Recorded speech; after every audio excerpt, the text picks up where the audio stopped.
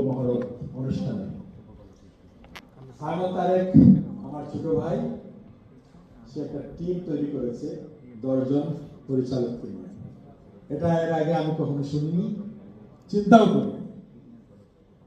এটা একটা বড় মহৎ একটা কাজ করতে পেরেছি, সেজন্য সাইমন তারেককে আমি ধন্যবাদ জানাচ্ছি। এই ছবিতে অভিনয় করছেন যিনি বউ চোখে লাগছেই বউয়ের মধ্যে, আর স্বামী যিনি হয়েছেন উনি হলেন জিয়া খালেদ। তাকেও মনে হচ্ছে একজন সুপুরুষ এবং স্বামী মনে হচ্ছে। বাংলাদেশের মানুষ, আমি আশা করব এই চলচ্চিত্র দেখবে। বিশেষ করে আমি অনুরোধ করব আমাদের সাংবাদিক বন্ধুদেরকে এই চলচ্চিত্রকে নিয়ে আপনারা লিখবেন, কারণ এটা ইতিহাস তৈরি করবে ইনশাআল্লাহ।